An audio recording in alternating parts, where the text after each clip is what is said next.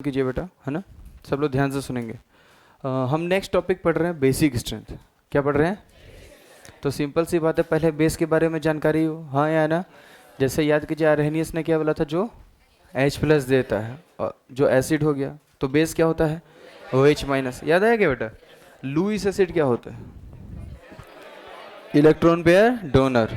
और Lewis base क्या होता है, इलेक्ट्रॉन पेयर एक्सेप्टर। याद आया बेटा? तो अब उसी में फिर इसमें क्या होता है, बेस में क्या उल्टा बोल दिया गया, क्या उल्टा बोला? Lewis acid electron pair acceptor, Lewis base electron pair. Check कर रहा था, देखो ध्यान से।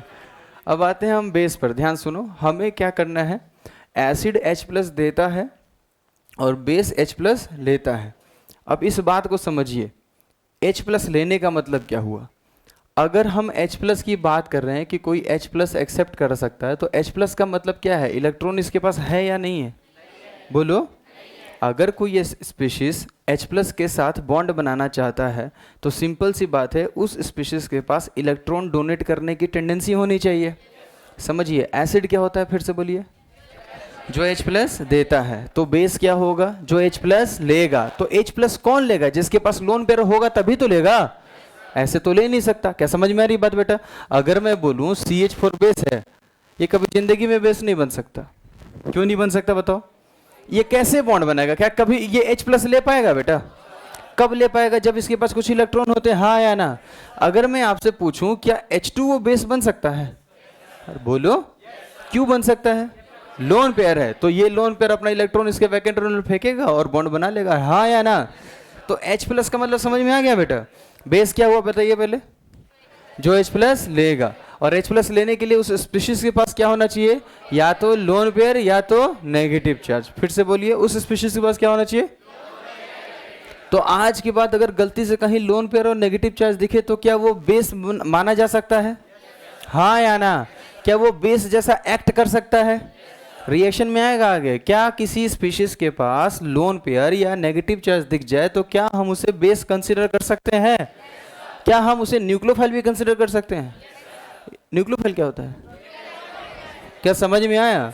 मतलब बेस और न्यूक्लियोफाइल की कहानी कुछ सिमिलर जैसी आगे चलने वाली है, क्या समझ में आया? बट इसमें क्या डिफरेंस है क्या नहीं, थोड़ी देर में क्लियर होगा। बेस हमेशा अपना इलेक्ट्रॉन, अगर कोई बेस जैसा एक्ट कर रहा है, अगर मैं बेस जैसा एक्ट कर रहा हूं तो मेरे पास जो भी लोन पेयर होंगे वो मैं अपना इलेक्ट्रॉन H+ को दूंगा। किसको दूंगा? जबकि न्यूक्लियोफाइल में ऐसा नहीं है। न्यूक्लियोफाइल क्या बोलता है, हम अपने इलेक्ट्रॉन अगर H+ को छोड़ के किसी को भी देते हैं तो मेरा नाम न्यूक्लियोफाइल हो जाएगा। फॉर एग्जाम्पल समझिए इस बात को, जरा मुझे बताइए, क्या H2O बेस के जैसा काम कर सकता है? बोलो। क्यों काम कर सकता है? तो अगर इसने अपना लोन पेयर H+ को दिया, किसको दिया, उस समय H2O को बोला जाएगा बेस है, ये क्या है। और अगर इसने अपना इलेक्ट्रॉन कार्बोकेटाइन को दे दिया होता तो क्या बोलेंगे, न्यूक्लियोफाइल। क्या समझ में आया? तो बेस का बेसिक डिफरेंस, बेस और न्यूक्लियोफाइल का बेसिक डिफरेंस समझ में आया? इलेक्ट्रॉन देते तो दोनों हैं, लेकिन बेस अपना इलेक्ट्रॉन हमेशा किसको देगा, H+। ये समझ में आ गया बेटा? अब देखो इस बात को समझो, H+ को इलेक्ट्रॉन दे रहा है, इसका मतलब कि इसके पास s ऑर्बिटल खाली है बेटा, हाँ या ना। तो बेस हमेशा किससे बॉन्ड बनाएगा, 1s से। बेस हमेशा किससे बॉन्ड बनाएगा?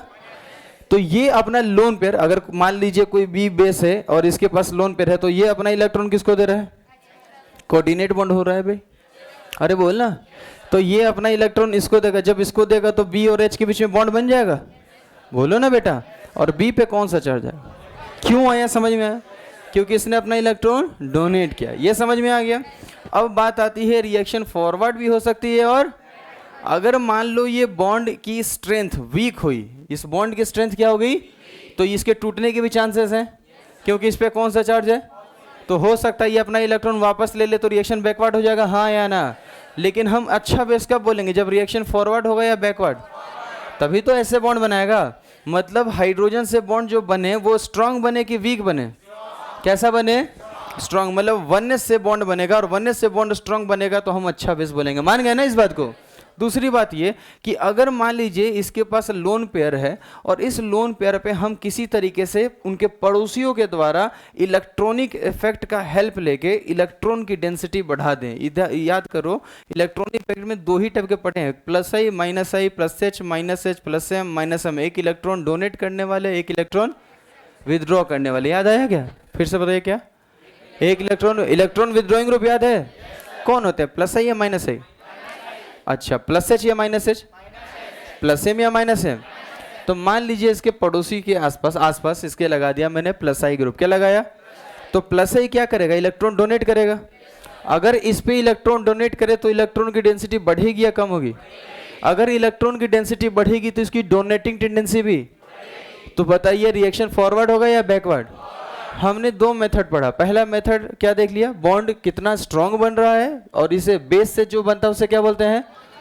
याद कीजिए, H प्लस हटाने से क्या बनता है? हाँ, तो H प्लस लगाने से क्या बनेगा? क्या समझ में आया? एसिड से बना कॉन्जुगेट बेस, तो बेस से क्या बना? ये क्लियर है?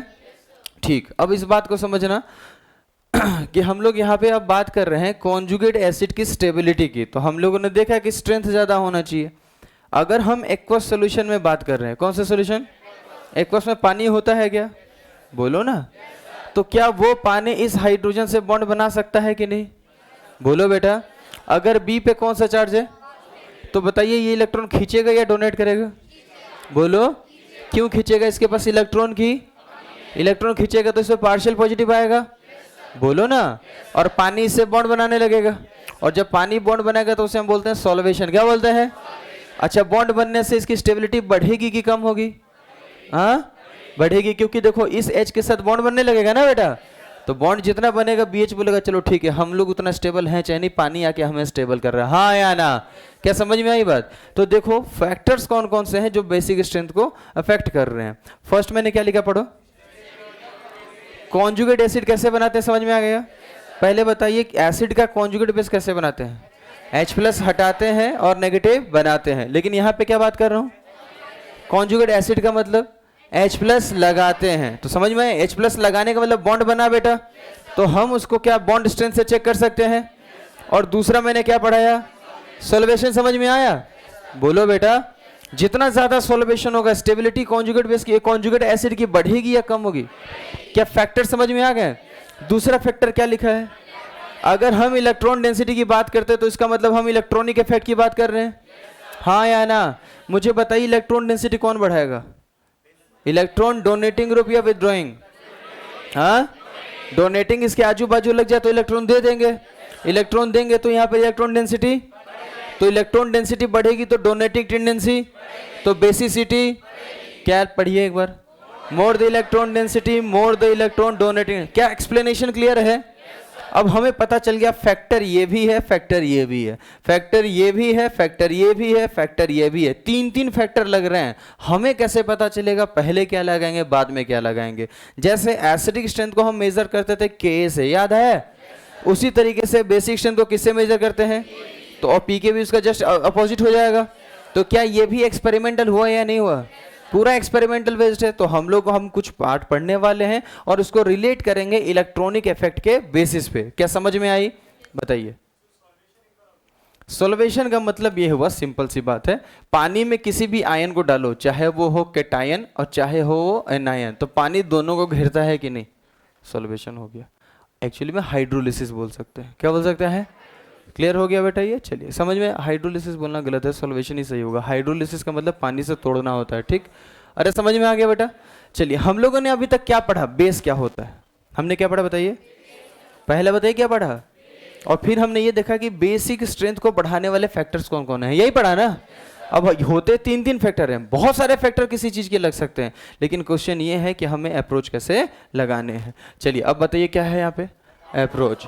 तो बताइए इलेक्ट्रॉन डोनर होगा तभी तो बेस बनेगा। बताइए H प्लस से बॉन्ड बनाने के लिए किसी स्पीशीज में क्या होना जरूरी है? Lone pair. हाँ या ना बेटा? अब अगर लोन पेयर है तो सबसे पहले हम क्या चेक करेंगे? Donor atom. क्या डोनर एटम है या नहीं है? मान लीजिए 2-3 है तो 2-3 इलेक्ट्रॉन डोनेट कर सकते हैं। तो डोनर एटम का सबसे पहला क्या चेक करेंगे बताइए? क्या लिखा है बताइए? अगर कंपैरिजन करेंगे, क्या करेंगे? कंपैरिजन में सबसे पहले क्या लिखा है? मतलब क्या हुआ कि अगर यहाँ पे कोई और है, यहाँ पे कोई और है, यहाँ पे कोई और है, हाँ या ना, तो हम यहाँ पे जीओ से नहीं पढ़ेंगे, हम यहाँ पे बेसिक कॉन्सेप्ट लगा के आंसर दे देंगे, ठीक। और यहाँ पर क्या लिखा पढ़िए, इफ डोनर एटम सेम। इस बात को समझिए, अगर मैं ऐसा लिखा हुआ है ऐसे डिक्शनरी में तो उसका उल्टा मत करना कभी भी, ठीक। हमेशा समझ के करना। आप समझिए इस बात को, अगर मान लीजिए आपके सामने F माइनस और Cl माइनस आ गया, बताइए क्या लिखा मैंने, F माइनस है और Cl माइनस है, तो क्या बताइए इसके पास बेस बनने का औकात है या नहीं? क्यों है औकात? लोन पेयर है। अब मान लीजिए इसको हम लोग H प्लस के साथ रिएक्शन कराना चाहते हैं, किसके साथ कराना चाहते हैं? तो आप मुझे बताइए अच्छा बेस कौन होगा, F माइनस या Cl माइनस? आप एक्सप्लेन कर सकते हो? फर्स्ट पॉइंट पढ़ो क्या लिखा है, size of donor atom decreases basic strength. Explain क्यों? साइज छोटा रहेगा तो वननेस से बॉन्ड स्ट्रॉन्ग बनेगा या वीक बनेगा? हाँ, क्या देखो क्या लिखा है, bond strength increases with hydrogen oneness. अरे हाँ या ना? तो मुझे बताइए यहाँ पर फ्लोरीन है 2p, यहाँ पे है 3p, तो ये बनाएगा वननेस से, ये बनाएगा वननेस से, बताइए स्ट्रॉन्ग कौन बना? हाँ, तो सिंपल सी बात है, कॉन्जुगेट एसिड स्टेबल होगा या अनस्टेबल होगा? तो किसका स्टेबल ज्यादा होगा, F माइनस का Cl माइनस? इसलिए F माइनस अच्छा बेस है as compare to Cl minus. क्या कॉन्सेप्ट क्लियर हुआ? क्या एसिडिक स्ट्रेंथ तो दिमाग में नहीं चल रहा है ना? पहले बेसिक स्ट्रेंथ बात आएगी ना तो समझना है व्हाट इज बेस। अगर बेस के बारे में ही नहीं पता तो हम बेसिक स्ट्रेंथ नहीं पता कर सकते। ये क्लियर हो गया बेटा?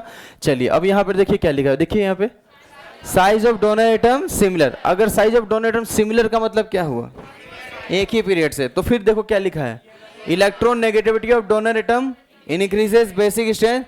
एक्सप्लेन कर सकते हो? अब देखो ध्यान से देखना, मैं बता रहा हूं, अभी F माइनस से कंपेयर किया, अब मैं यहाँ पे OH माइनस से कंपेयर कर रहा हूं।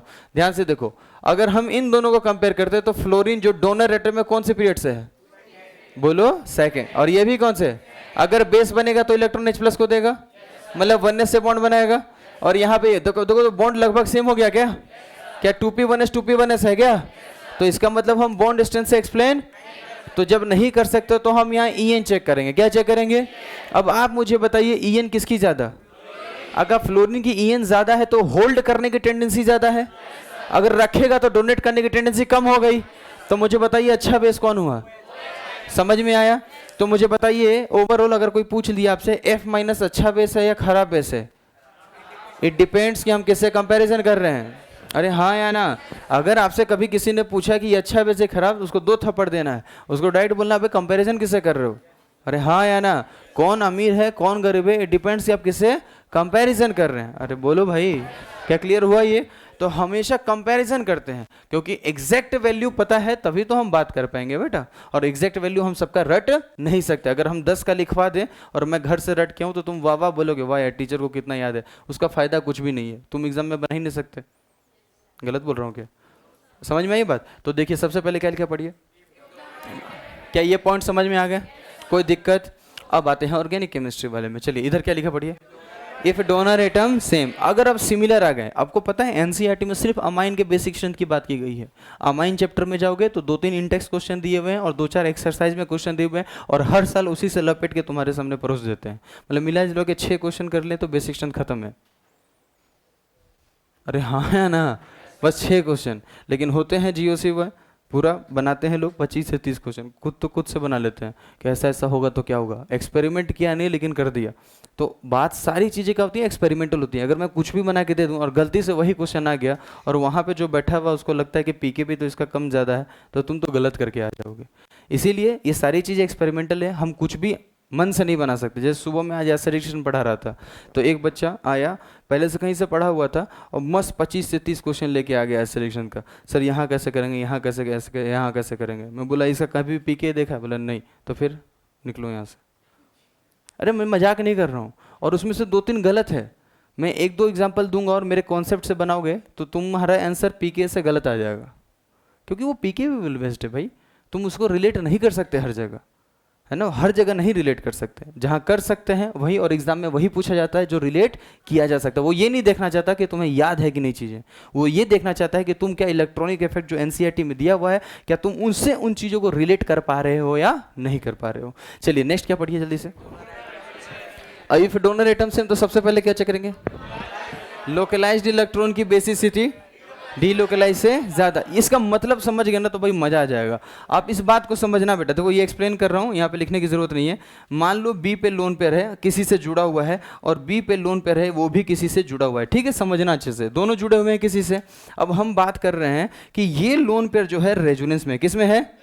तो सिंपल सी बात है, ये किसी ना किसी तरीके से डिस्पर्स होगा बेटा। अच्छा, ये रेजोनेंस में नहीं है, मतलब ये रेजोनेंस में नहीं है, तो ये लोकलाइज है कि डीलोकलाइज?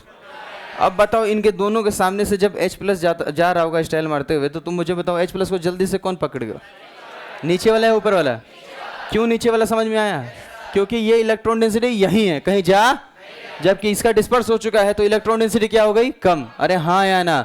तो मुझे बताओ, यहाँ पर इलेक्ट्रॉन डेंसिटी बढ़ानी है या कम करनी है? बढ़ानी है या कम करनी है? बढ़ानी। और बढ़ाने के लिए रेजोनेंस नहीं होना चाहिए कि होना चाहिए? फायदा उसी में है ना। तो अगर बच्चा दिमाग में रख लिया रेजोनेंस रेजोनेंस रेजोनेंस स्टेबल करता है तो गलत कर देगा। इसीलिए मैं बोलो कॉन्सेप्ट सीखो। बेस कहता है इलेक्ट्रॉन डेंसिटी बढ़ाने के लिए, रिलेट करता है। कल तुम ही आओगे मेरे पास, सर यहाँ तो रेजोनेंस होना चाहिए, इसकी स्टेबिलिटी ज़्यादा होनी चाहिए, थप्पड़ मारूंगा। रेजोनेंस होना चाहिए नहीं होना चाहिए, क्या पढ़ रहे हो ये देखो, बेसिक स्ट्रेंथ पढ़ रहे हो और हमें इलेक्ट्रॉन डेंसिटी से मतलब है। तो देखिए सबसे पहले क्या लिखा बताओ? Electron density is more basic than. पहला क्लियर हो गया? इससे बात बन गई तो ठीक, नहीं तो नेक्स्ट क्या लगा देना? Electron density. मान लो दोनों में रेजोनेंस हो रहा है या दोनों में रेजोनेंस नहीं हो रहा, तब लगा तो plus I minus I plus H minus. अब तुम बताओ मुझे, प्लस आई इलेक्ट्रॉन डेंसिटी बढ़ाएगा या माइनस आई? क्योंकि इलेक्ट्रॉन देगा, थोड़ा इलेक्ट्रॉन डेंसिटी, तो डोनेटिंग टेंडेंसी खत्म। अरे हाँ या ना? चलिए, अब ये दोनों हो गए ना, इसी से तुम्हारे सारे क्वेश्चन सॉल्व हो जाएंगे। एक बार बार क्लास 12th में पूछा जाता है और बार बार वो नीट या एम्स में कभी ना कभी पूछ ही लेता था। ये क्या लिखा पढ़ो जरा? Basic strength of 1 degree 2 degree 3 degree amine. Aliphatic याद आ रहा है क्या कि नाइट्रोजन बेंजीन से जुड़ा हुआ? अब 1 degree 2 degree 3 degree amine are considered as different functional group. अरे हाँ या ना? इसका जो ऑर्डर होना चाहिए एक्चुअली उससे हट के आता है, और एनसीईआरटी एक पेज में पूरा अच्छे से एक्सप्लेन भी किया हुआ है। क्या समझ में आई बात? ये तो हम उसके एक्सप्लेनेशन के साथ देखेंगे, लेकिन फाइनली रटना ही है। अरे हाँ या ना? उसके नीचे में देखो क्या लिखा है? पायरोल वीक बेस होता है, ये याद रखना है। और क्यों होता है वो तो एक्सप्लेन मैं कर दूंगा। उसके ऊपर क्या लिखा हुआ है? Basic strength of substituted. What is the meaning of substituted aniline? Aniline देखा है क्या होता है? बेंजीन पर NH2, और अगर उसमें कहीं ऑर्थोमेटा पैरा पे लगा हुआ है तो उसमें जरूर चेक करना है SIP है या? तुमने SIP पढ़ा नहीं है, तो जब पढ़ाऊंगा तो समझ में आ जाएगा, इसलिए एक ही जगह लिख दिया ताकि पूरा बेसिक सेक्शन समाप्त हो जाए। अरे हाँ या ना? अब क्वेश्चन दूंगा, समझ लोगे? चलो एक क्वेश्चन पहले इनऑर्गेनिक का देखो। अभी रुको, लिखो मत, इधर इधर। ये है ग्रुप 15, याद करो ग्रुप 15 की बात कर रहे हैं, देखो ध्यान से। ग्रुप 15 में कौन कौन आते हैं? नाइट्रोजन, फास्फोरस, आर्सेनिक आता है क्या? मतलब और कुछ कुछ आता होगा, मुझे नहीं मतलब। सुनो ध्यान से, इधर सुनो। इसका एमकेटी से नाम बोला कि हाइड्राइड बनाओ। क्या बनाओ? बताओ क्या बनेगा? NH3 PH3 H3। क्या सब पे लोन पर भी रहेगा? अब बोला कि पहले ग्रुप 15 का हाइड्राइड बना। देखो स्टेटमेंट वाइज मस्त क्वेश्चन आता है आईओसी में। ये आईओसी मतलब इनऑर्गेनिक केमिस्ट्री। तो ग्रुप 15 में अगर मैं आपसे बोलूं कि इसका हाइड्रेट बनाइए और बेसिक स्ट्रेंथ को कंपैरिजन कीजिए, तो कुछ बच्चे तो याद किए होंगे, डाउन द ग्रुप जाने पे बेसिक स्ट्रेंथ डिक्रीजेज और इंक्रीजेज है? डिक्रीजेज ना? हाइड्राइड्स में, हाइड्राइड्स का बताया है ना? अब तुम एक्सप्लेन कर सकते हो क्यों इसकी बेसिक स्ट्रेंथ ज्यादा और इसकी कम? देखो फिर से इसने वही बोला, down the group acidic strength बढ़ता है तो बेसिक स्ट्रेंथ डिक्रीज होगा। मैं ये नहीं बोल रहा हूँ, सिंपल सी बात है, समझ में आ रहा है? क्योंकि इसका साइज छोटा तो वो हाइड्रोजन से मस्त बॉन्ड बनाएगा, और इसका उससे थोड़ा बड़ा हाइड्रोजन से मस्त बॉन्ड नहीं बनाएगा, और ये तो बनाएंगे ही नहीं। अरे हाँ या ना? समझ में आई बात ये? तो क्योंकि जब आप डाउन द ग्रुप जाते हैं तो साइज एटम का क्या बढ़ता है? बढ़ता है, और बढ़ता है तो उसे एच से बॉन्ड बनाने की टेंडेंसी कम होती है। अरे क्लियर हुआ? नहीं हुआ? छपा मारिए जल्दी से, इसको मैं हटा रहा हूं, मैं हटा रहा हूं। इधर वाले में तो रोना ही मत बिल्कुल भी। इसमें देख लो, यहाँ पे 2 इलेक्ट्रॉन दिखाया है और इसको अंडरलाइन किया है, गधा भाई का। और उसको भी टाइम नहीं दूंगा लिखने का, जल्दी से लिख लो।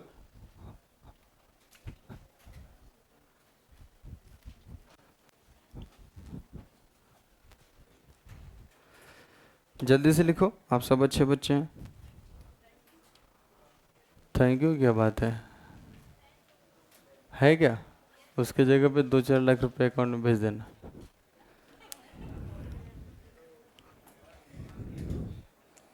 आजकल तुम कुछ बोल नहीं रहे हो बेटा। आजकल हर क्लास में बेइज्जती हो रही है क्या?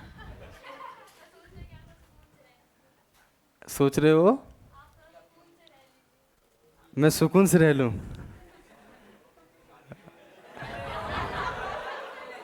मतलब स्टेटमेंट 1 इधर था, स्टेटमेंट 2 इधर से आया। सुनाई दे दिया, आ रहा हूँ धीरे से इधर, है ना? चलो लिखो जल्दी से। सुनो भाई, जब भी लिखना आंसर बगल में एक्सप्लेनेशन भी लिखना है। चलो जल्दी से लिखो तो एकदम मस्त अच्छे बच्चे जैसा।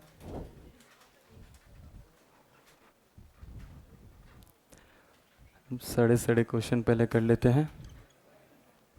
सड़े सड़े क्वेश्चन कर ले पहले।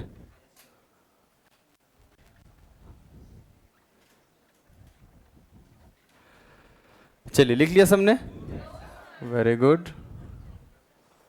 फिर थैंक यू।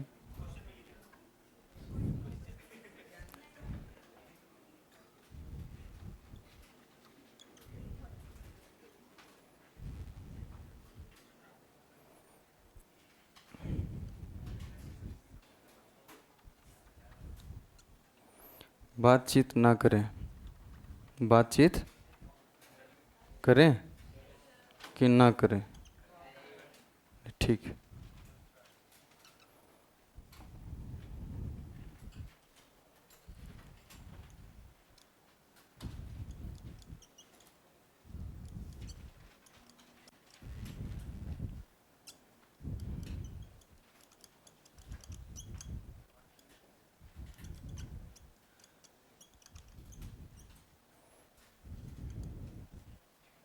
चलो ये लिख लिया होगा सबने?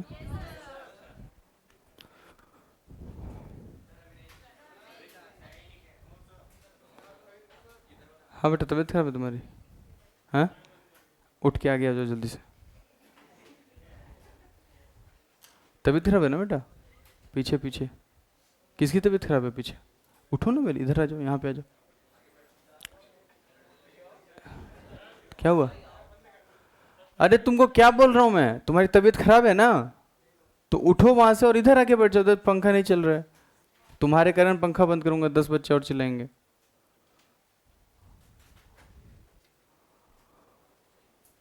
आ जाओ, आराम से बैठ जाओ उधर, कोई दिक्कत नहीं है, पूरा वैकेंट ऑर्बिटल है देखो।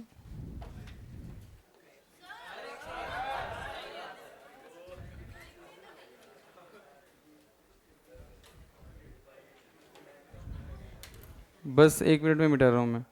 कितने बच्चे लिख लिए हैं भाई साहब? तुम लिखो भाई, तो लिखो ना फिर।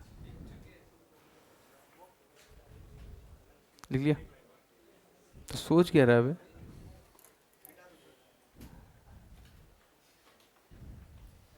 लिखो लिखो। अब ठीक है भाई, कहाँ गया इधर?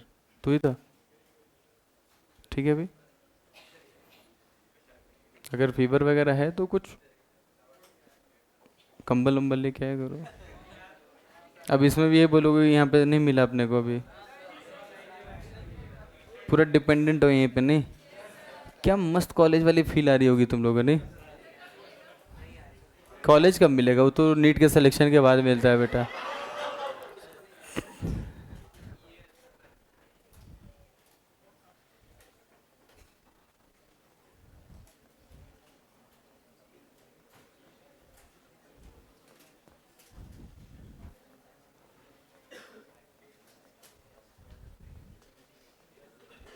बातचीत नहीं करे।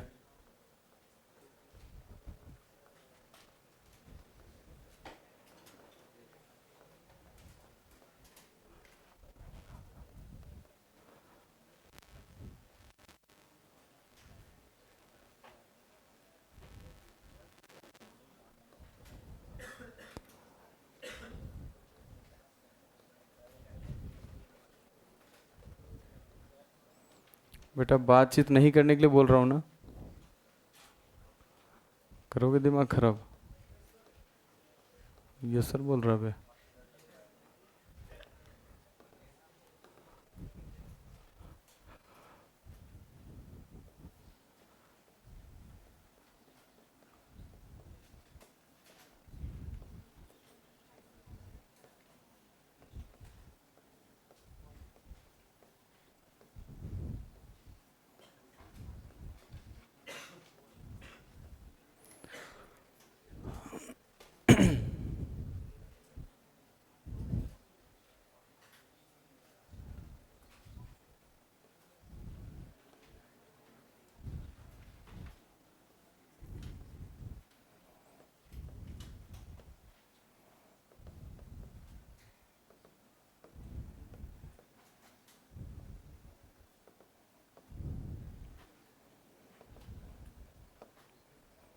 चल लिख लिया सबने? हाँ इधर देखेंगे, इधर, हाँ इधर इधर। भाई बेसिक स्ट्रेंथ कंपेयर करना है अप्रोच के अकॉर्डिंग। सब लोग बताओ सबसे पहले क्या चेक करेंगे? डोनर एटम का साइज। पहले तो डोनर एटम दिख रहा है सबको? तो बताइए साइज कैसे चेक करते हैं? इसका फ्लोरिंग का क्या लिखेंगे? Second period. ये कौन सा पीरियड है? ये तो बताइए बेसिक स्ट्रेंथ का ऑर्डर क्या हो जाएगा? ABCD। अगर घर पे जाके एक्सप्लेनेशन लिखना होगा तो क्या लिखोगे? Size of donor atom decreases, basic strength increases because bond strength of bond strength with hydrogen increases. क्या समझ में आ गया?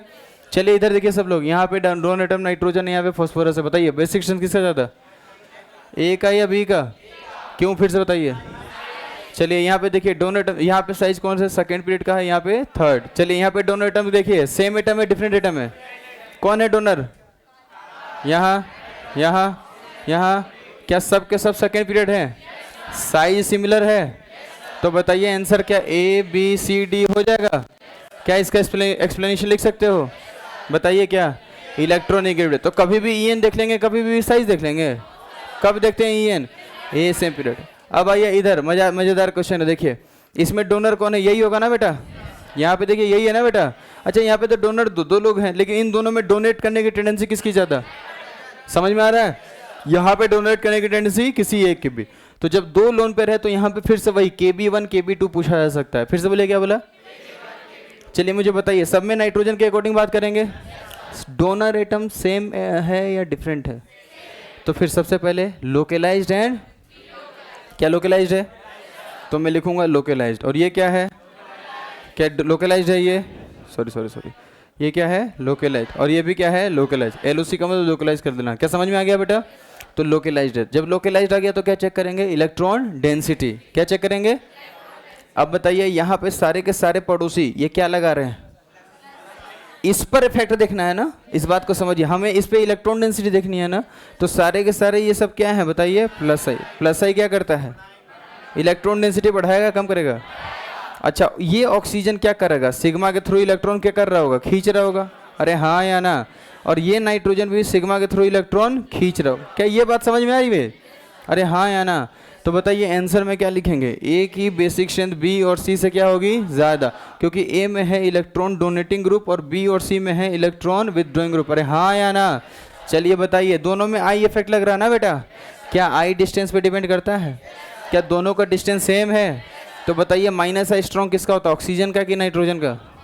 हाँ तो सिंपल सी बात है, अगर इसका माइनस आई ज़्यादा लगेगा, इसका माइनस आई क्या होगा? ज़्यादा इसके कंपैरिजन में। तो बेसिक स्ट्रेंथ इसकी, क्योंकि इलेक्ट्रॉन खींच लेगा।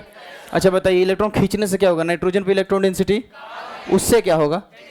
डोनेटिंग टेंडेंसी कम। बोलना सीखो फिर से। माइनस आई ने क्या किया? तो ऑक्सीजन, यहाँ पे नाइट्रोजन पे इलेक्ट्रॉन की डेंसिटी, उससे टेंडेंसी किसकी? डोनेटिंग कम हो जाएगी। तो आंसर बताइए क्या हो जाएगा? ACB। क्या सबको समझ में आ गया? चलिए देखिए ध्यान से, सब में डोनर एटम चेक कीजिए कौन है? बोलो। अबे इधर देखो, इधर। हाँ नाइट्रोजन कौन है? Donor atom. अब यहाँ पे क्या लिखेंगे? लोकलाइज्ड। LOC का मतलब बताइए, what is the meaning of localised? जो रेजोनेंस में इन्वॉल्व नहीं है, नाम ही है लोकलाइज्ड, वहीं पे बैठा हुआ है। हाँ या ना? तो जब सब लोकलाइज्ड तो इलेक्ट्रॉन डेंसिटी चेक करेंगे। बताइए ये CH3 CH2 क्या लगाएगा? क्या लगाएगा? क्या अल्काइल ग्रुप प्लस आई है? प्लस आई इलेक्ट्रॉन डेंसिटी बढ़ाएगा या कम करेगा? अच्छा इलेक्ट्रॉन डेंसिटी बढ़ाने से क्या होगा? इलेक्ट्रॉन डोनेटिंग टेंडेंसी बढ़ जाएगी, बेसिक स्ट्रेंथ। चलिए अब इधर देखिए, यहाँ पे क्या डबल बॉन्ड आ चुका है? अगर डबल बॉन्ड आ चुका है तो यहाँ पे बताइए क्या लगाएगा? ये माइनस आई। क्या लगाएगा? अब तुम इधर चेक करोगे ना, लेकिन तुम खुद ये सोचो, ये डबल बॉन्ड है ना बेटा, बगल वाला तो माइनस आई लगाने लगेगा। अच्छा यहाँ पे बगल वाला क्या लगाएगा? माइनस आई। अरे हाँ या ना? एक तरीका ये, दूसरा तरीका एक और समझो, एक और तरीका समझो। यहाँ पे नाइट्रोजन को अगर देखें तो ये sp3 है। देखो ध्यान से, यहाँ पे नाइट्रोजन क्या है और यहाँ पे नाइट्रोजन क्या है? तो मुझे बताइए, अगर परसेंटेज S करेक्टर बढ़ेगा तो इलेक्ट्रॉन नेगेटिविटी, तो बेसिक स्ट्रेंथ।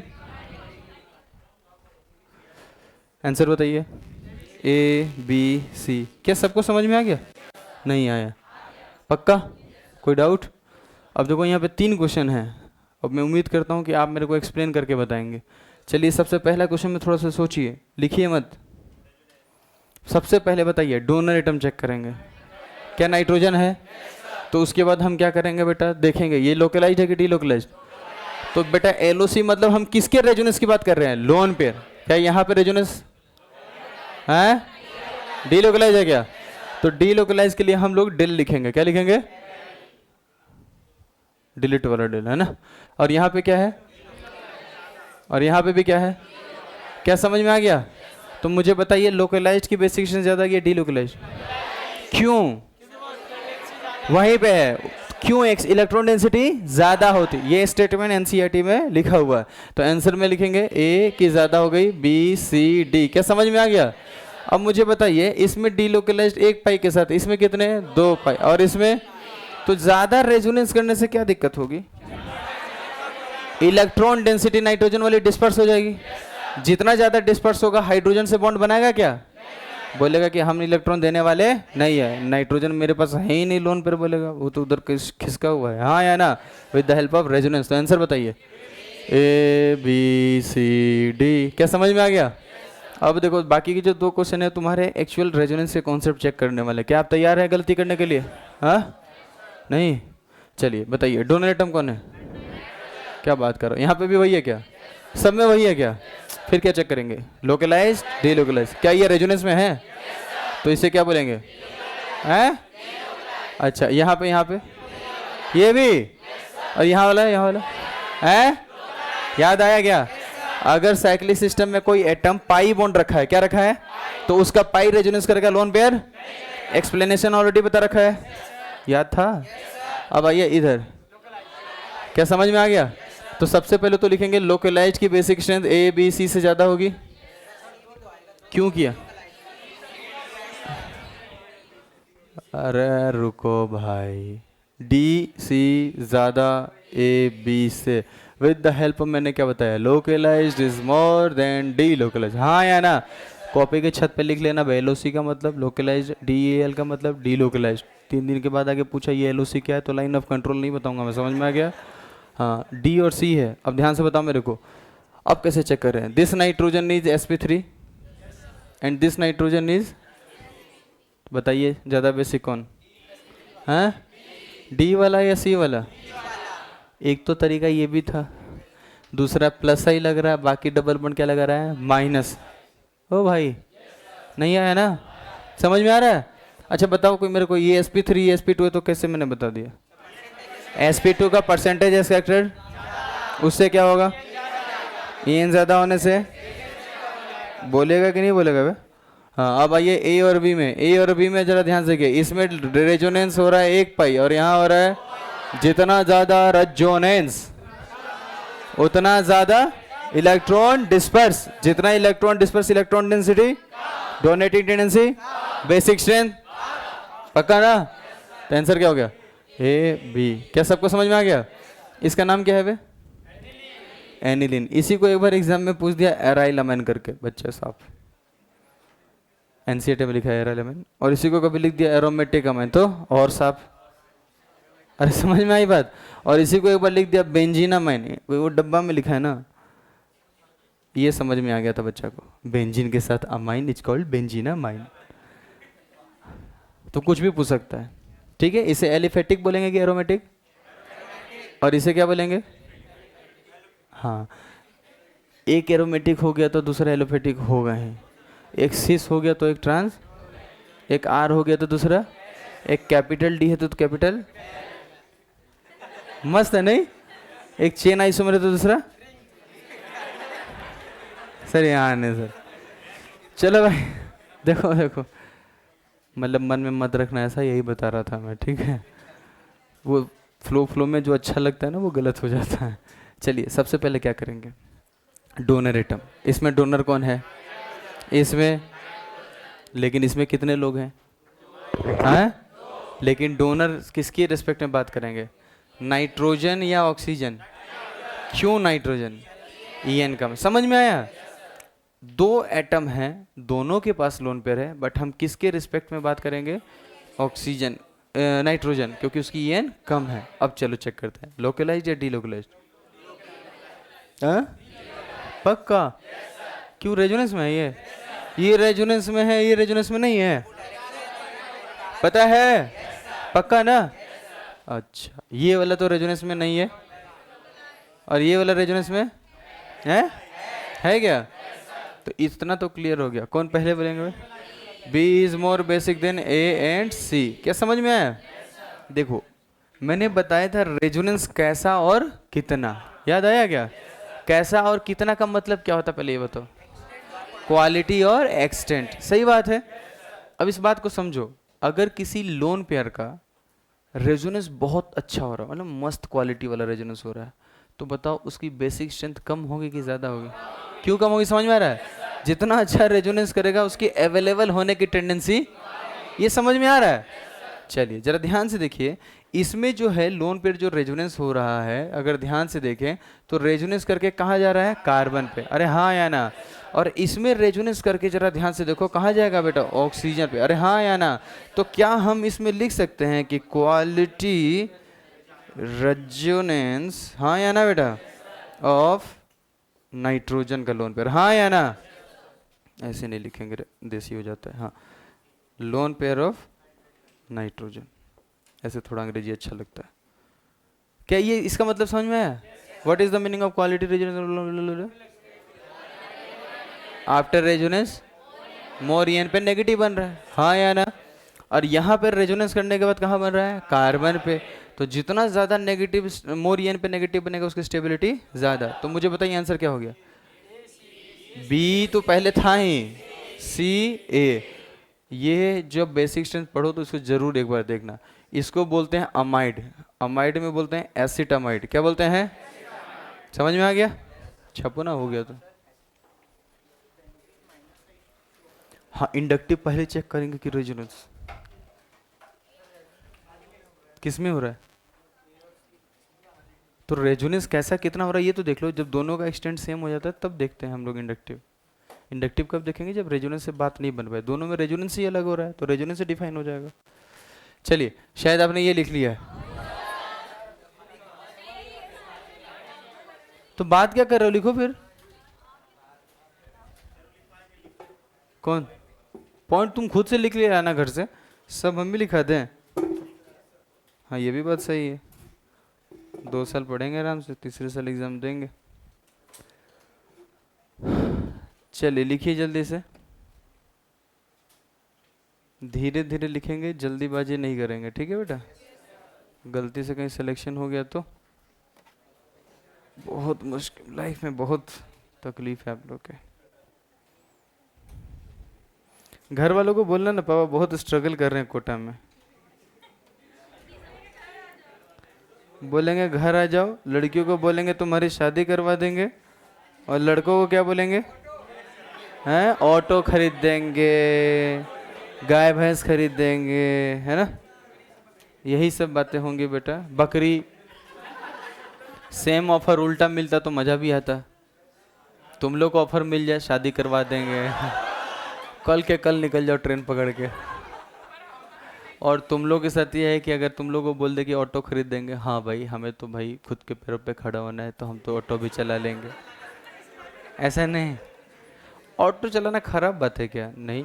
अगर आप कल को लिखोगे नहीं पढ़ोगे, देखो सबकी पढ़ाई वढ़ाई जो भी बचपन का मेहनत है ना, उसके अकॉर्डिंग सबको काम मिलता है। जैसे तुम्हारे मम्मी पापा जो हैं, उस समय क्या बचपन में किए, गलती किए, क्या नहीं किए, उनको पढ़ने का मौका भी मिला है कि नहीं उनको पता नहीं। उसके बेसिस पे वो अपने से बेस्ट तुमको देना चाहते हैं।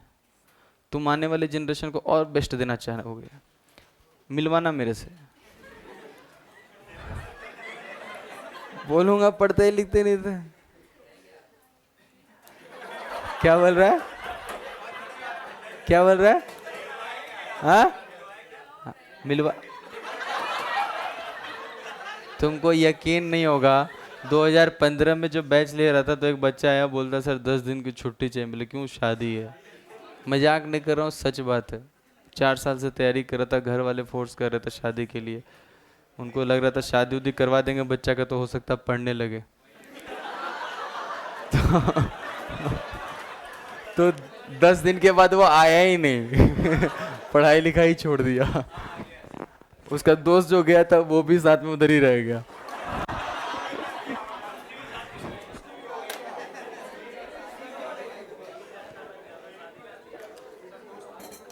मुझे ऐसा लगता है आपने लिख लिया है, मुझे लगता है ना। अरे ज़्यादा नहीं मिटाऊंगा, सिर्फ 1 से 5 मिटाऊंगा। तो लिखो, जल्दी लिखो। और 1 मिनट है, जब भी मैं कुछ बोलते रहता हूँ तुम लोग लिखना बंद कर देते हो। तो यस सर तो ठीक है, जल्दी लिखो जल्दी लिखो। लेकिन फिर भी अगर मैं ये दोनों मिटा दूंगा तो फर्क नहीं पड़ेगा आपको। गुस्सा में नहीं बेटा, गुस्सा में नहीं। चलो लिखो लिखो, आराम से लिखो, पूरा टाइम है, लिखो। अरे तो तुम ऐसे लिखोगे, पूरा क्वेश्चन छापोगे, फिर बाद में आंसर लिखोगे। गलती से उधर तुम चले गए, माइनस का इफेक्ट लग गया उधर। लिखो जल्दी लिखो, सामने से हट जाओ। बोलो पढ़ाना ही छोड़ देता हूँ मैं। नहीं सर, रिएक्शन कंप्लीट करवा दो, उसके बाद देख लो आपको जो करना है नहीं। अस्तित्व खत्म कर दूंगा मैं, समझ में आ गया? कौन सा? अच्छा ठीक है, नहीं नहीं आप लिखिए बेटा, आराम से लिखिए। लिख लेंगे तो बता देना आप, ठीक है? नहीं नहीं आप लिखिए, ऐसे कैसे? अरे लिखो, अरे मैं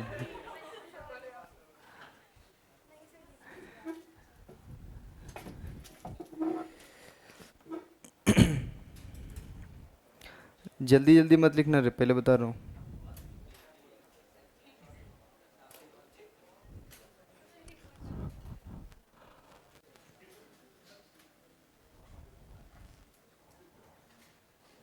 बेटा अब पढ़ाई लिखाई कर लो,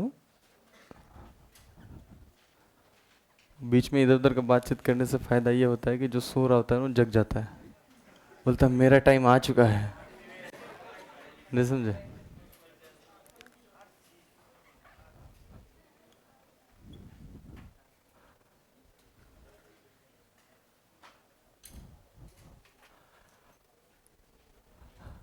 क्वेश्चन नंबर 9 के 1-2 लाइन छोड़ लेना है ना, 9 के नीचे 1-2 लाइन छोड़ देना।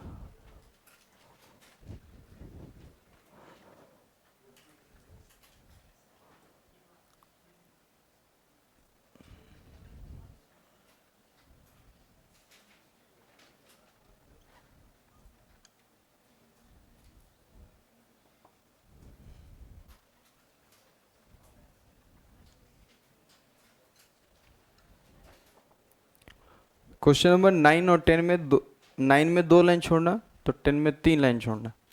और क्वेश्चन नंबर आराम से लिखो, कोई दिक्कत नहीं है, धीरे धीरे मिटा रहा हूँ।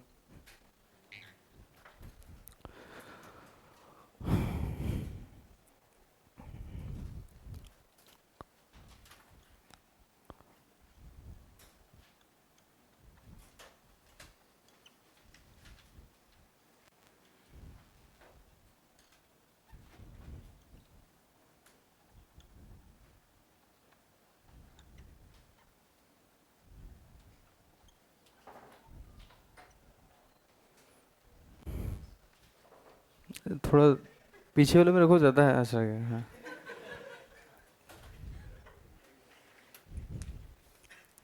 तुम फिर उसको उधर भेज दिए, तुम उसके साथ क्यों बैठे भाई? रहा नहीं जाता, ऐसा वो बोल रहा नहीं।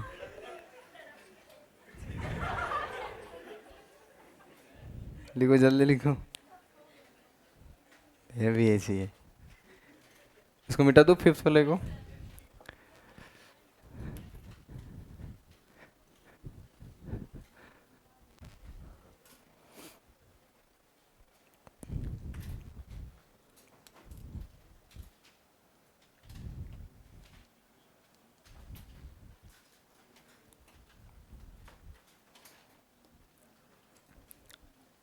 क्या बेसिक स्ट्रेंथ को कल को प्रोटोनेशन करके पूछ सकता है क्या बेटा? हाँ,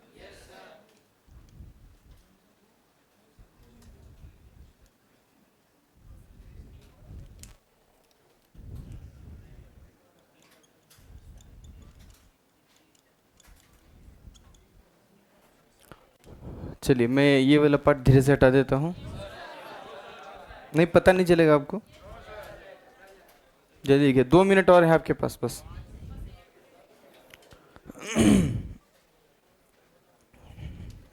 ये 2 मिनट आपसे मैं छीन सकता हूँ नहीं। जीओसी का मॉडल दे दीजिए। टिक किया वही क्वेश्चन जो मैंने, तुम लोग सच में बनाए थे बेटा ऐसे रिक्शन? चलो आज भी 10 क्वेश्चन दे सकता हूँ, ट्राई तो कर ही सकते हो।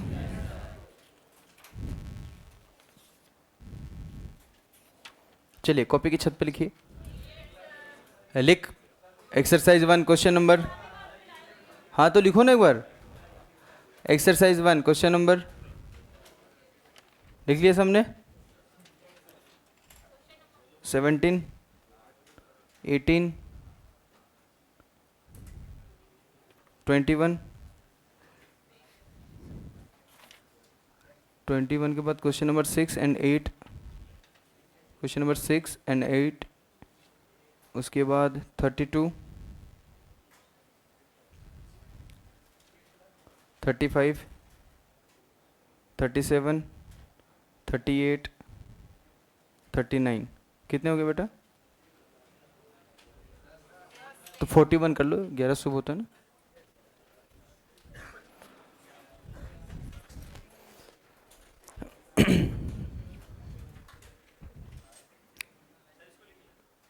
हाँ लिख सकते हैं आप, इसमें 3 लाइन छोड़ सकते हैं।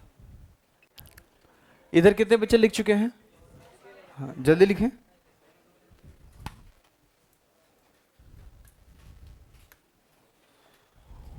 तुम लोगों को 15 मिनट पहले बुलाया तो आया नहीं गया। लिखो लिखो लिखो। आधे घंटे पहले आके यहाँ पे पढ़ाई किए थे, तो बाहर बैठ के पढ़ लेते।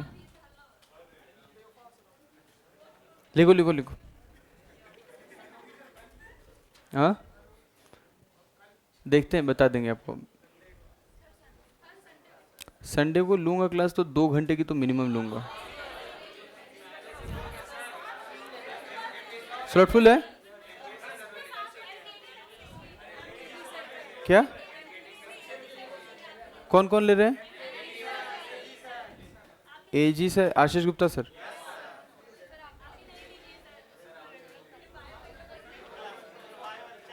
लिखो लिखो लिखो।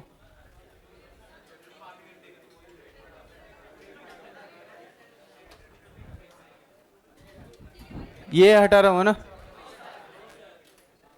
बेटा, थोड़ा फास्ट लिख लो इसको।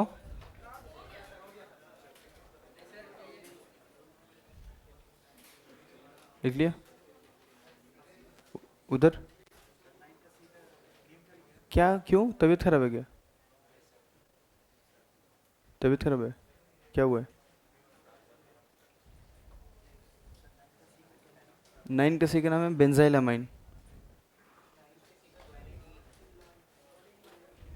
लिखो जल्दी, पूरा लिख लिया? फिर लिख, कहाँ तक लिखा है? क्वेश्चन नंबर बोल। तो इतना धीरे क्यों लिख रहा है?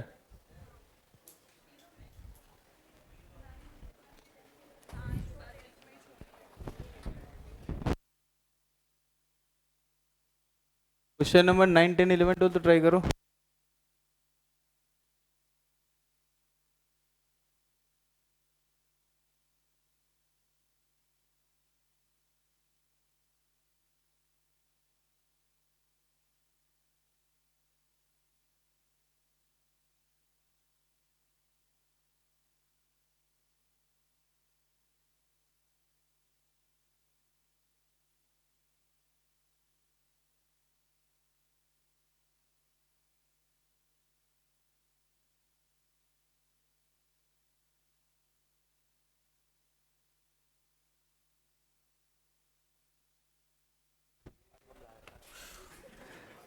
लिख लिया सबने?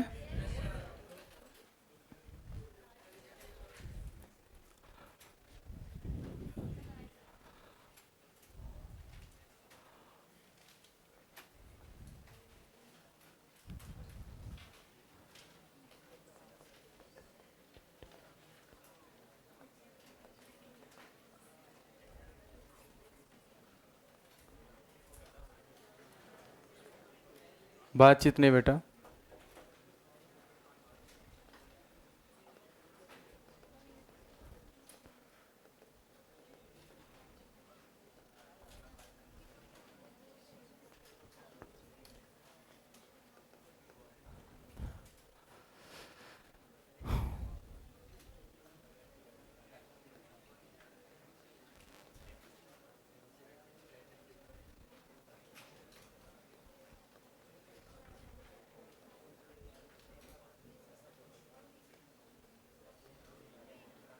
अरे ओए,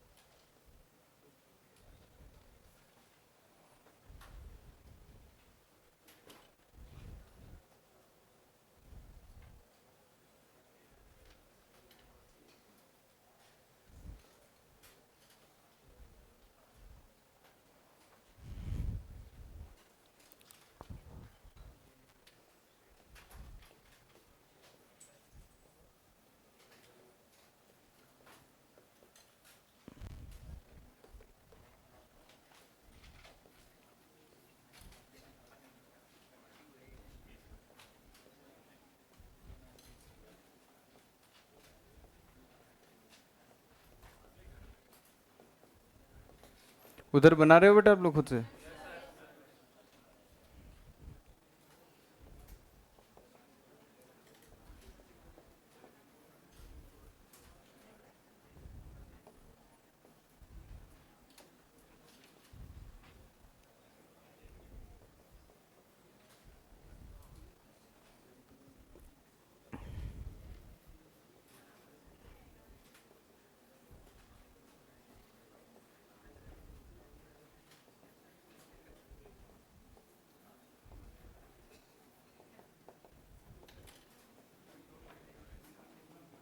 फिर बातचीत कर रहे हो यार।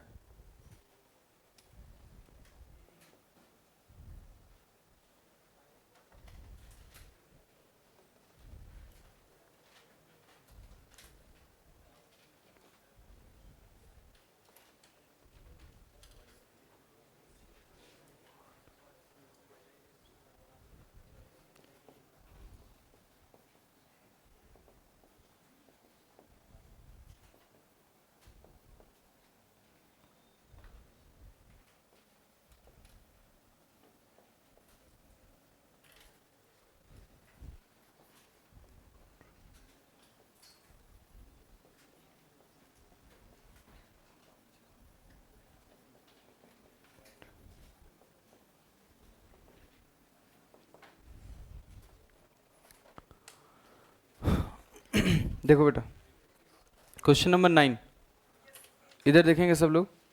क्वेश्चन नंबर 9 से पहले आप देखेंगे क्वेश्चन नंबर 12। ध्यान से देखेंगे इधर। बेटा लिखना बंद। सबसे पहले क्या चेक करना है? Basic strength. What is base? H plus से बॉन्ड बनाना है, तो बॉन्ड बनाने की टेंडेंसी। तो मुझे बताइए ये लोन पे लोकलाइज्ड या डीलोकलाइज्ड? अच्छा, यहाँ से स्टार्ट क्यों कर दिया पता है ना? रेजोनेंस का सब में हो रहा है, चेक कर लेते हैं पहले। यहाँ पे दोनों आइटम सेम है ना बेटा? ये भी क्या है? डीलोकलाइज्ड। और यहाँ पे अगर चेक करो तो लोकलाइज्ड। इसका नाम क्या बेटा? बेंजाइलामाइन, है ना? कभी कभी क्वेश्चन पूछा जाता है why benzylamine is more basic than arylamine. तो आंसर बताइए क्या लिखेंगे? ए बी की बेसिक स्ट्रेंथ सी से क्या हो जाएगी? ज़्यादा। क्या देखो तो समझ में आया ये पॉइंट? अरे हाँ या ना? अब ठीक है, चलिए ध्यान से देखेंगे। अच्छा, के बी पूछ रहा है तो ये लिखना है, पी के बी आए तो उल्टा। चलिए देखो ध्यान से, ए और बी में अगर चेक करें तो दोनों में डी रेजोनेंस हो रहा है बेटा, जिसके कारण इलेक्ट्रॉन डिस्पर्स हो जा रहा है, बेसिक स्ट्रेंथ कम हो जा रही है। तो अब मुझे बताइए क्या इसमें जितना रेजोनेंस हो रहा है उतना ही इसमें भी हो रहा है? तो इसमें इसका एक्स्ट्रा क्या लग रहा है, जिसके कारण इसकी बेसिक स्ट्रेंथ क्या हो जाएगी? ज़्यादा। तो बताइए पहले कौन हो जाएगा? सी ए बी। देखो तो क्या ये सही लिखा है मैंने? क्या दिक्कत है क्या इसमें कुछ? आते हैं क्वेश्चन नंबर 11 में, ध्यान से देखेंगे। बताइए डोनर आइटम कौन है? नाइट्रोजन। और इसमें भी कौन है? नाइट्रोजन। दोनों में सेम है क्या? उसके बाद क्या चेक करते हैं? Localise D localise. चलिए बताइए ये याद है क्या किसी को? और ये वाला according to Bredt's rule, bridge head पे बैठा हुआ लोन पे रेजोनेंस में involve if ring is smaller than 8 member. तो डायरेक्ट आंसर क्या हो जाएगा? B, A is more basic than B. अच्छा, अकॉर्डिंग टू क्या हो जाएगा बताओ? क्या समझ में आ गया? सामने लिख सकते हो, याद रहेगा, ठीक है। अब आते हैं क्वेश्चन नंबर 10। 10 से पहले आते हैं 9। 9 ध्यान से देखेंगे, 1 मिनट अच्छे से समझे। 9th वाले में अगर देखें तो क्या यहाँ पे लोन पेयर है? समझना अच्छे से, है ना? मॉलिक्यूल H प्लस जा रहा होगा तो यहाँ जाके चिपक जाएगा। इसमें लोन पेयर कहाँ है? 1 2। तो मुझे एक बात बताओ, दो लोन पेयर तक दोनों पे H प्लस लगा के देखना है? नहीं, KB1 की बात करते हैं। तो मुझे बताइए कौन से नाइट्रोजन पर H प्लस प्रोटोनेट होना चाहेगा, NH2 पे या NH पे? आराम से चेक कीजिए, क्या रेजोनेंस में कोई है? ये किस में है? रेजोनेंस में। और ये किस में है? रेजोनेंस में नहीं है। तो मुझे बताइए ज्यादा बेसिक कौन हुआ, ऊपर वाला कि नीचे वाला? तो हम कंपैरिजन उससे इसका करेंगे या इससे करेंगे? क्या समझ में आया? इस बात को समझिए, अगर दो लोन पेयर है तो कंपैरिजन हम वहां से करेंगे जिसके पास लोकलाइज्ड है, जिसके पास इलेक्ट्रॉन डेंसिटी ज़्यादा है। तो इसमें आपको समझ में आ गया होगा कि हम कंपैरिजन किस में करेंगे? यहाँ, क्योंकि ये लोन पेयर क्या है बेटा बताइए? लोकलाइज्ड। तो यहाँ पर भी लोकलाइज्ड, हर जगह लोकलाइज्ड है। क्लियर है बेटा? तो सब पे लोकलाइज्ड है, तो अब क्या चेक करेंगे? Electron density. ध्यान से देखिए, यहाँ पर CH3 क्या लगा रहा है? प्लस आई, और ये भी क्या लग रहा है? प्लस आई, और प्लस आई से इलेक्ट्रॉन दे रहा है, तो इलेक्ट्रॉन की डेंसिटी यहाँ बढ़ेगी या कम होगी? सही बात है।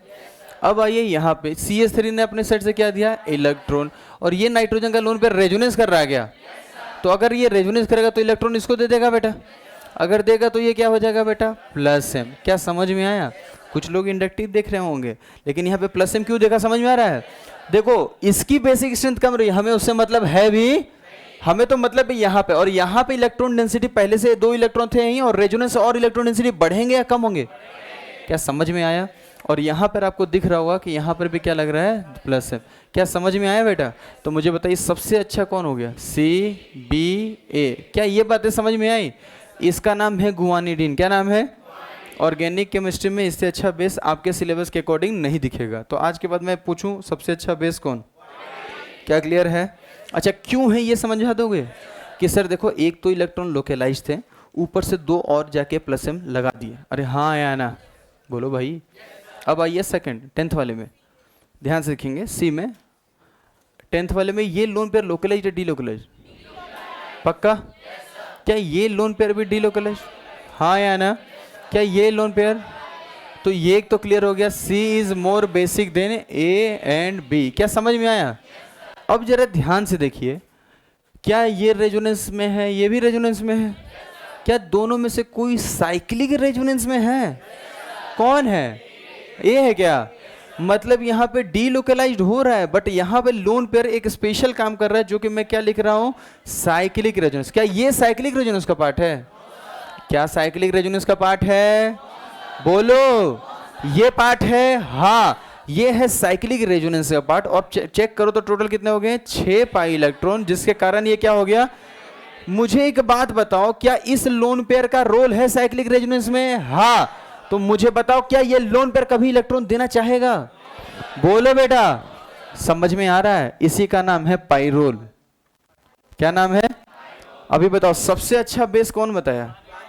बोलो, क्यों समझ में आ गया? सबसे घटिया बेस कौन? क्यों पाइरोल? बताओ मेरे को।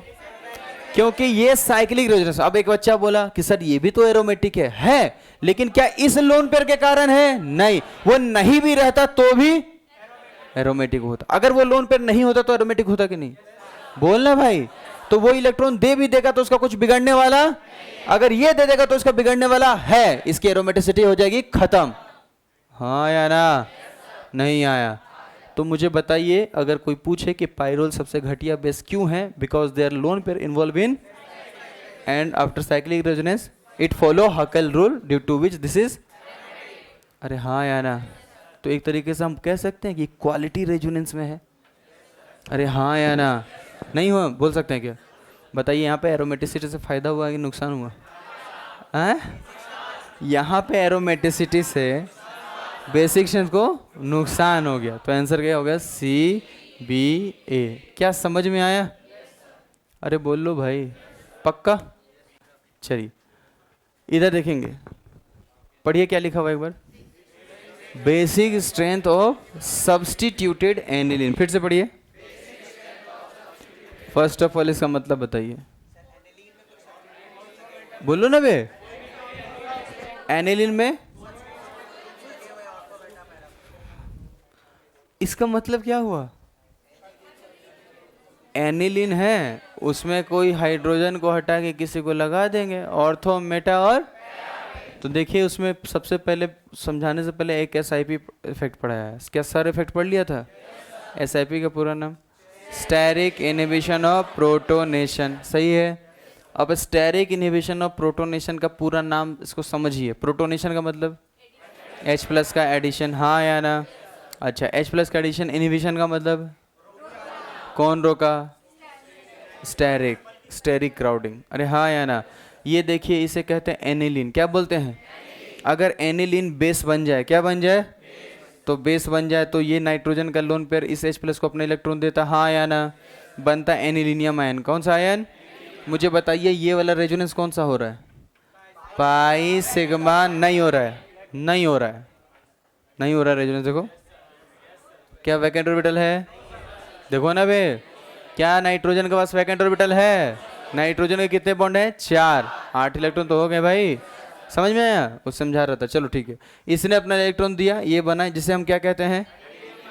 अब यहाँ पे देखो इस एनिलीन के ऑर्थो पोजीशन पे बल्कि ग्रुप है। कौन सा ग्रुप है? ठीक है, जैसे मैंने क्या लिखा है? Ortho substituted aniline. अगर ये अपना इलेक्ट्रॉन H+ को दे देता तो NH3 पॉजिटिव बन जाता। क्या बन जाता? क्या इन दोनों में रिपल्शन होता बेटा? अरे हाँ या ना? क्या होता बताइए? रिपल्शन। अरे होता कि नहीं? पहले उतना नहीं होता जितना बाद में हो रहा, क्यों बताओ जल्दी से? एक बढ़ गया ना, sp3 हो गया। ये भी कैसा है? sp3 टेट्राहेड्रल नॉन प्लेनर है, खतरनाक रिपल्शन हो रहे होंगे। रिपल्शन से स्टेबिलिटी बोलो ना। फिर क्या होना चाहिए? प्लेन। प्लेन चेंज कैसे करेगा? ट्रायंगुलर है ही नहीं। प्लेन कौन चेंज करते हैं? जो प्लेनर होते हैं। अबे प्लेन कौन चेंज करते हैं? क्या यहाँ प्लेन चेंज हो सकता है? तो स्टेबिलिटी कम होगा तो जो H जहाँ से जुड़ा था ना वो वापस, तो रिएक्शन बैकवर्ड ज़्यादा हो जाएगी। क्या समझ में आया? तो मुझे बताइए एनिलीन के ऑर्थो पोजीशन पे बल्कि ग्रुप रखने से एसिड बेसिक स्ट्रेंथ कम होगी कि ज़्यादा? बोलो, पढ़िए क्या लिखा हुआ है, सब लोग पढ़िए। इफ बल्कि ग्रुप प्रेजेंट एट, ये पता है ना ortho, ortho position of aniline, then their basic strength less than as compare to meta and para substitute. मतलब कुछ भी आ जाए एनिलीन में, कुछ भी आ जाए, ऑर्थो पे बल्कि ग्रुप आया उसको लात मार के सबसे लास्ट में। ठीक उसी तरीके से जैसे बेंजोइक एसिड में ऑर्थो पोजीशन पे बल्कि ग्रुप आने से उसको उठा के सबसे पहले, वहां पे फायदा हो रहा था ना, और यहाँ पे क्या हो रहा है? नुकसान। क्या समझ में आया? और ये सारे पॉइंट्स मैंने एक साथ आपके अप्रोच में लिखा रखे हैं कि जब भी एनिलीन देखो तो वहाँ पे जरूर SIP देखो। और आज तुमने SIP समझ लिया। क्या क्लियर है? जो मैंने होमवर्क दिया है उसको नहीं बनाएंगे, आज कॉपी पढ़ेंगे और 10 से 15 क्वेश्चन जो पहले GOC के दे रखे हैं उसको ट्राई करेंगे, या तो ऑप्टिकल आइसोमर को एक बार पढ़ लेंगे। ठीक है बेटा, थोड़ी देर में नोट कर लेना, सब लोग ध्यान सुनो। पहला क्वेश्चन अगर देखें 13, क्या ये सब के सब एनिलीन के डेरिवेटिव है? हाँ यार, तो मुझे बताइए सबसे पहले अगर एनिलीन दिखेगा तो हम क्या सोचेंगे? SIP है कि नहीं? क्या इसमें SIP है? क्या इसमें, क्या इसमें है क्या? अगर इसमें SIP है तो इसे लात मारेंगे ना बेटा, बोलेंगे भाव तुम निकलो यहाँ से, हाँ या ना? क्या ये सबसे लास्ट में आ चुका है? अब हमारे पास कितने ऑप्शन है? अब हमें क्या चेक करना होगा? इलेक्ट्रॉन की डेंसिटी। क्या सब में डीलोकलाइज्ड है कि लोकलाइज्ड है? बोलो बेटा। एनिलीन को ही हम अराइल अमाइन कहते हैं, एरोमेटिक अमाइन कहते हैं, बेंजीन अमाइन कहते हैं, याद है? तो मुझे एक बात बताओ, क्या CH3 यहाँ पे +H लगाएगा? हाँ या ना? या नहीं लगाएगा? हाँ, क्यों नहीं लगाएगा? क्योंकि उस CH3 के कौन से पोजीशन पे है? अच्छा एक बात बताओ, क्या ये CH3 का +H बेंजीन में लगेगा? लगेगा कि नहीं? लेकिन यहाँ पर जाने वाला, क्या समझ में आया बेटा? क्या ये CD3 का +H लगेगा? बोलो ना बेटा, +H नहीं, क्या लगेगा? +I। क्यों क्रॉस कर रहा हूँ, समझ में आ रहा है? तो मैं क्या लिखूंगा? +I इलेक्ट्रॉन डेंसिटी बढ़ाएगा या कम करेगा? अच्छा ये भी बढ़ाएगा इलेक्ट्रॉन डेंसिटी, लेकिन इसमें ऐसा कुछ, ये जिस जो है वो तो सब में है बेटा। तो मैं क्या लिखूंगा बताओ कि C and D more than किससे बेटा? B, और A तो लास्ट में था ही, हाँ या ना? अब C और D में देखिए इंडक्टिव आ गया, तो इंडक्टिव डिस्टेंस पे डिपेंड करता है, याद है? सबसे पहले बताइए डिस्टेंस किस में नज़दीक है? सेम है। तो मुझे बताइए ज़्यादा ग्रुप्स किस में लगे हैं? याद है? तो +I किसके ज़्यादा होता है? CD के ज़्यादा होता है क्या? तो डी पहले, सी बाद में, बी बाद में ए, हाँ या ना? क्या समझ में आ गया? पक्का? अच्छा, हाइपर कंजुगेशन किसका अच्छा लगता है? सी एच का या सी डी का? एच का? याद आ रहा है? And what is hyperconjugation? Delocalisation of C H word. याद आ रहा है? सी एच को किस में कन्वर्ट कर देते हैं? पाई में। याद है बेटा? चलिए ध्यान से देखेंगे, यहाँ पर एक पार्ट कंप्लीट हुआ। अभी तक हमने अमाइन चैप्टर के एलिफेटिक अमाइन, एरोमेटिक अमाइन का पार्ट कवर किया है रिलेट करके थोड़ा थोड़ा। अब मेन एलिफेटिक अमाइन में 1 डिग्री, 2 डिग्री, 3 डिग्री पर आ रहे हैं। ध्यान से देखेंगे। क्या आपको पता है ये सब में जो मैंने लिखा है 1 डिग्री, 2 डिग्री, 3 डिग्री अमीन? याद आ रहा है? मुझे बताइए, नाइट्रोजन अगर 3 कार्बन से जुड़ा है तो, अगर 2 कार्बन से, अगर 1 कार्बन से, ये समझ में आ रहा है? क्या तीनों के तीनों डिफरेंट फंक्शन ग्रुप है? याद आ रहा है? इसको आइडेंटिफाई करने वाला हिंसबर्ग रिएजेंट था। सुना है? हिंसबर्ग रिएजेंट बढ़ाया है, बोला तो था ही। अच्छा, ये विलियमसन याद आ रहा है? कौन है विलियमसन? ईथर को बनाने वाला। अगर आपको याद हो, जीशल याद है? ईथर को तोड़ने वाला। 3 नाम बताए थे, फिर से। जीशल कौन थे? ईथर को तोड़ दो, ईथर को बनाने वाला। और हिंसबर्ग कौन था? इनको आइडेंटिफाई करने वाला मैन। याद आ रहा है बेटा? चलिए सब लोग ध्यान से देखेंगे। अगर हम बात करें, ये 1 डिग्री है, ये 2 डिग्री है, 3 डिग्री है। मुझे नहीं पता आंसर क्या होगा, आपको तो याद करना है। आंसर में क्या लिखा है? कौन सा मीडियम? एक्वस मीडियम में अगर हम आर के जगह क्या रखते हैं? हर जगह इथाइल लेके बना दिया। क्या लेके बना दिया? तो आंसर में सबसे पहले कौन आएगा? उसके बाद और लास्ट में अमोनिया आएगा। ठीक। और अगर मान लो मैंने आर के जगह क्या रख दिया? मिथाइल रख दिया, तो आंसर में क्या आएगा? फिर यही होगा। लेकिन अगर मान लो ये आंसर नहीं लिखता, ये आंसर मैंने नहीं लिखा, तो आप क्या बोलोगे कि सर ने पढ़ाया है लोकलाइज डीलोकलाइज, पढ़ाया है ना? अब मुझे बताइए, इन सब में लोकलाइज्ड है कि डीलोकलाइज्ड है? बोलिए, what is the meaning of localised? जो लोन पेयर रेजोनेंस इन्वॉल्व नहीं। तो मुझे बताइए, इसमें आर का प्लस आई लग रहा है, इसमें कितने आर का, और इसमें? तो सबसे ज़्यादा इलेक्ट्रॉन डेंसिटी किसमें? तो जिसमें सबसे ज़्यादा इलेक्ट्रॉन डेंसिटी होगा उसकी इलेक्ट्रॉन डोनेट करने की टेंडेंसी। तो बेसिक स्ट्रेंथ सबसे ज़्यादा किसका होना चाहिए? फिर ये किसके अकॉर्डिंग? प्लस आई में क्या हो रहा है? समझ में आ गया? हमने एक इलेक्ट्रॉन डेंसिटी देखा था और दूसरा देखा था बॉन्ड स्ट्रेंथ। याद आ रहा? क्या सॉल्वेशन याद है? अब एक बात बताओ, एक्वस मीडियम में कर रहे हैं, अगर ये बेस जैसा काम कर रहा है, कैसा काम कर रहा है? तो बेस जैसा काम कर रहा है, तो जो कि हाइड्रोजन से बॉन्ड बनाएगा, ये भी बनाएगा और ये भी बनाएगा। सही बात है बेटा? जब ये बनाएगा तो इस पर कितने हाइड्रोजन थे? अब कितने हो गए? अब यहाँ पे। अब एक बात बताओ, पानी है तो क्या पानी इस हाइड्रोजन से बॉन्ड बना सकता है? क्या इससे भी बना सकता है? क्या इससे भी बना सकता है? अच्छा, पानी देखो कैसा है, एच पे कौन सा चार्ज? ओ पे पार्शियल, और यहाँ पे पार्शियल पॉजिटिव। क्या समझ में आ गया? तो मतलब मैं इस तरीके से इंडिकेट कर सकता हूँ क्या? तो बताइए, यहाँ पे ये कौन जुड़ रहा है? समझ में आ रहा है? कौन जुड़ रहा है बताओ? वाटर। वाटर का ये कौन पार्ट है? ऑक्सीजन। ये कौन है? ये कौन है? क्या सब बॉन्ड बनाएंगे? जितना बॉन्ड बनाएगा इसको स्टेबल करेगा। अगर ये बेस है तो ये उसका कॉन्जुगेट एसिड है। बोलो। अच्छा, इसमें कितने बॉन्ड बनेंगे और इसमें कितने बनेंगे? तो मुझे बताइए, on the basis of solvation बताइए सबसे ज़्यादा स्टेबल कौन हुआ? हाँ, तो according to stability of conjugate acid सबसे अच्छा बेस कौन होना चाहिए? फिर प्लस आई के अकॉर्डिंग आंसर क्या आया? और प्लस आई कॉन्जुगेट एसिड की स्टेबिलिटी। क्या समझ में आ रहा है? इसीलिए ऑर्डर में कुछ चेंज नजर आता है। इसीलिए ऑर्डर में क्या नजर आता है? चेंज। क्या समझ में आया? जो आंसर होना चाहिए उससे हट जाता है। और फाइनल आंसर मिथाइल के केस में कौन आता है? बोलना भाई। फिर 1 डिग्री देन, और उसमें 3 डिग्री 1 डिग्री। लेकिन क्यों दिक्कत हो रही है? समझ में आ गया? एनसीईआरटी एक और बात कहती है, स्टेरिक हिंड्रेंस की।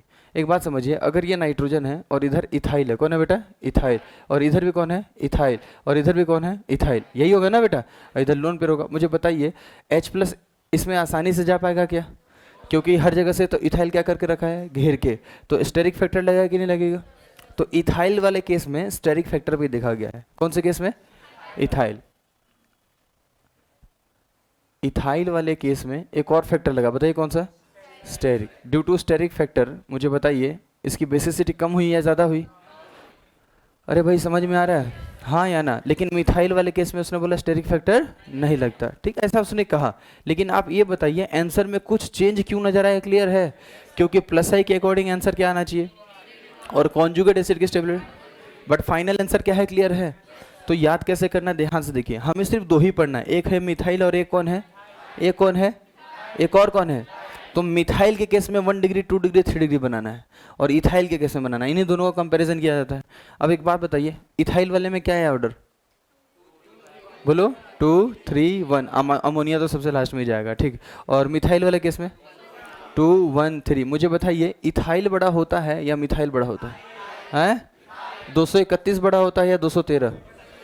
तो बड़े वाले में बड़ा वाला, छोटे वाले में छोटा वाला, याद रहेगा क्या? अरे हाँ या ना? इस तरीके से आपको याद रखना, मिला जुला के याद रखना है, इसीलिए मैंने अप्रोच जो लिखा है था उसमें बोल दिया था कि आपको याद ही रखना है। अच्छा एक बात बताओ, इसमें कहीं एनिलीन आ गया, कौन आ गया? तो एनिलीन का ज़्यादा होगा या इनका ज़्यादा होगा? बेसिक स्ट्रेंथ एनिलीन का कम होगा, क्यों कम होगा? रेजोनेंस में है। अरे हाँ या ना? के भी पूछेगा तो ये बताएंगे, पी के भी पूछेगा तो उल्टा कर देंगे। ओ भाई, क्या समझ में आ रहा है? अच्छा ये कौन सा मीडियम हुआ? एक्वस। लेकिन हमें पता है कि ये कौन सा मीडियम है? गैसियस मीडियम में पानी रहेगा नहीं। अरे बोलना, पानी रहेगा नहीं तो क्या सॉल्वेशन होगा? तो सिर्फ और सिर्फ आंसर किसके बेसिस पे दिया है हमने? Plus side. तो अगर गैसियस मीडियम में पूछेगा तो जो आपने पढ़ा है उसके अकॉर्डिंग कर दो। अरे हाँ या ना? लेकिन एक्वस मीडियम में पूछा तो आंसर वो हो जाएगा। अरे क्लियर हुआ? अब बात आती है यहाँ पे, ध्यान से सुनेंगे, एग्जाम में बताया ही नहीं कि एक्वस मीडियम है या गैसियस मीडियम, तो क्या मानेंगे, है ना? If medium is not mention then consider aqueous medium, यही लिखा है यहाँ पे। समझ में आ गई बात? जल्दी से नोट कीजिए।